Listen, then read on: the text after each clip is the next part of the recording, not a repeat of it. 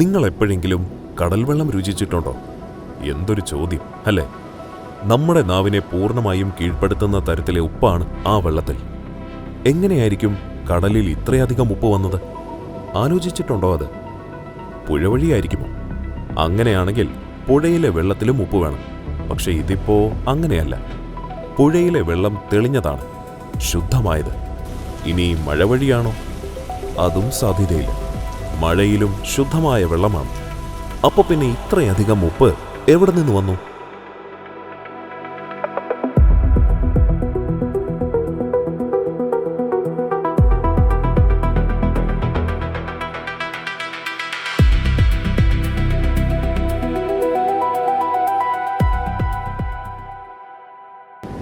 എന്തായാലും ഒറ്റയടിക്കല്ല ഇത്രയധികം ഉപ്പ് കടലിൽ വന്നത്. അത് നമുക്ക് ഉറപ്പിക്കാം. അത് ശേഖരിക്കപ്പെട്ടതാണ്, തുള്ളി തുള്ളിയായി, കോടിക്കണക്കിന് വർഷങ്ങളിലൂടെ. പക്ഷേ എങ്ങനെയാ ഉപ്പ് കടലിലേക്ക് വന്നു? മഴ. ഒരു തുള്ളി മഴ ആകാശത്ത് നിന്ന് താഴേക്ക് വീഴുമ്പോൾ അത് വെറും വെള്ളം മാത്രമല്ല. അന്തരീക്ഷത്തിലെ കാർബൺ ഡയോക്സൈഡ് ആ തുള്ളിയിൽ അലിഞ്ഞു ചേരുന്നുണ്ട്. ശേഷം അതൊരു നേർത്ത അമ്ലമായി മാറുന്നു, കാർബോണിക് ആസിഡ്.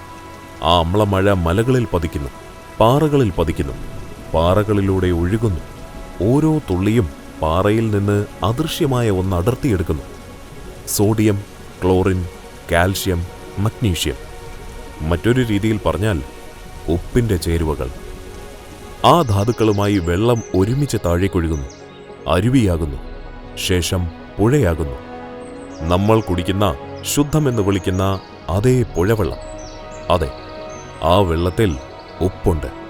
നമ്മുടെ നാവിലെ ടേസ്റ്റ് ബഡിനെ തിരിച്ചറിയാൻ കഴിയുന്ന അളവിലല്ല അത്. അങ്ങനെ പുഴകളെല്ലാം ഒടുവിൽ ഒരിടത്തെത്തിച്ചേരുന്നു.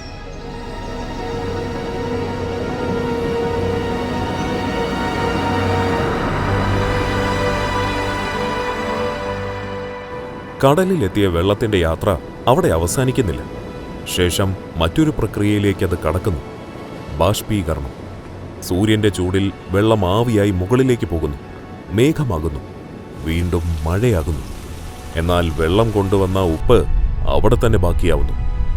1 വർഷം, 1000 വർഷം, 1 കോടി വർഷം, ഏകദേശം 400 കോടി വർഷങ്ങളായി ഈ പ്രക്രിയ തുടരുന്നു. പുഴകൾ കൊണ്ടുവരുന്നു, കടൽ സൂക്ഷിക്കുന്നു. ഇന്ന് ഓരോ ലിറ്റർ കടൽ വെള്ളത്തിലും ശരാശരി 35 ഗ്രാം ഉപ്പുണ്ട്. കടലിലെ മുഴുവൻ ഉപ്പും വാരിയെടുത്ത് കരയിൽ വിരിച്ചാൽ ഭൂമിയിലെ എല്ലാ ഭൂഖണ്ഡങ്ങൾക്കും മുകളിൽ ഏകദേശം 150 മീറ്റർ കനത്തിൽ ഒരു ഉപ്പുപാളി ഉണ്ടാക്കാം. അതായത് ഒരു 40 നില കെട്ടിടത്തിന്റെ ഉയരം. എന്നാൽ ഇവിടെ മറ്റൊരു ചോദ്യം ഉയരുന്നു. പുഴകൾ ഇപ്പോഴും ഉപ്പ് കൊണ്ടുവരുന്നുണ്ട്, ഓരോ വർഷവും കോടിക്കണക്കിന് ടണ്ണ്. അങ്ങനെയാണെങ്കിൽ കടൽ അനുദിനം കൂടുതൽ ഉപ്പുള്ളതാകേണ്ടതല്ലേ? എന്നാൽ ആകുന്നില്ല എന്നതാണ് യാഥാർത്ഥ്യം. കോടിക്കണക്കിന് വർഷങ്ങളായി കടലിന്റെ ഉപ്പിന്റെ അളവ് ഏകദേശം ഒരേ നിലയിലാണ്. പക്ഷെ എങ്ങനെ? കടലിന്റെ അടിത്തട്ടിൽ ഉപ്പിന്റെ ഒരു ഭാഗം കളിമണ്ണിനോടും അവശിഷ്ടങ്ങളോടും ചേർന്ന് ലയിക്കുന്നുണ്ട്. കടലിനടിയിലെ അഗ്നിപർവ്വത വിള്ളലുകൾ ഉപ്പിലെ ധാതുക്കളെ വലിച്ചെടുക്കുന്നുണ്ട്. തിരമാലകൾ പൊട്ടിച്ചിതറുമ്പോൾ ഉപ്പുകണങ്ങൾ കാറ്റിനൊപ്പം കരയിലേക്ക് മടങ്ങുന്നുമുണ്ട്. അവസാനമായി ഒരു കാര്യം കൂടി. നിങ്ങളുടെ കണ്ണിൽ നിന്ന് ഒരു തുള്ളി കണ്ണീർ അടർന്നു വീഴുമ്പോൾ അത് രുചിച്ചു നോക്കിയിട്ടുണ്ടോ? അതെ, ഉപ്പ്.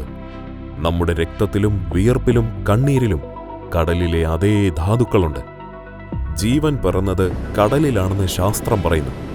കോടിക്കണക്കിന് വർഷങ്ങൾക്ക് മുൻപ് നമ്മുടെ ആദ്യ പൂർവികർ ആ ഉപ്പുവെള്ളത്തിൽ നീന്തിയവരാണ്.